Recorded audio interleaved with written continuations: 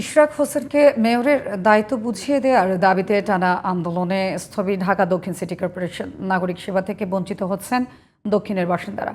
ভুক্তভোগীরা দ্রুত সমাধান চান অচলাবস্থার।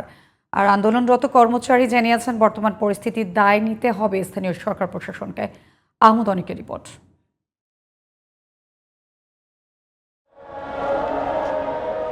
ঢাকা দক্ষিণ সিটি কর্পোরেশনের নগর ভবনের প্রধান ফটকে ঝুলছে তালা। নগর ভবনের প্রায় সব সেবা কার্যক্রম বন্ধ। ঢাকা দক্ষিণের অনেক বাসিন্দা নানা প্রয়োজনে এসে হতাশ হয়ে ফিরে যাচ্ছেন।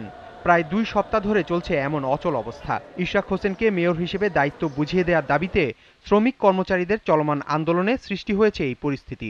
যে কাগজটা নগর ভবন ছাড়া আর কোথাও দেওয়ার জায়গা নাই, কোনো অল্টারনেটিভ আমার জায়গা নেই, তাহলে আমরা কি করব? আমরা তো আটকা পড়ে গেলাম। আমরা এবং এই সমস্যার সমাধান হবে কবে আমরা জানিও না। ঢাকা দক্ষিণে শ্রমিক কর্মচারীদের একাংশের আন্দোলনে সরব নগর ভবনের সামনের অংশ, আর অন্যদিকে অলস সময় কাটাচ্ছেন কেউ কেউ। নগর ভবনের ভিতরে বেশিরভাগ বিভাগ বন্ধ থাকায় ঢিলে ঢালাভাবে বিভিন্ন নগর পরিষেবা চলছে বলে জানান কর্মচারীরা। অফিসটালে বন্ধ, আমরা ডিউটি করি, আমরা কাজ তো আমাকে চলমান আছে আর কি। এই সব কিছু মিলিয়ে আপনার কাজগুলা একটু ঢিলাঢালা। আন্দোলনের ফলে সৃষ্ট অচলাবস্থার দায় স্থানীয় সরকার প্রশাসনের উপর চাপিয়েছে বিক্ষোভকারীরা। এই আন্দোলন তো জনগণের আন্দোলন, এটা তো আমাদের আন্দোলন না। আমরা তাদের সাথে একমত হয়েছি।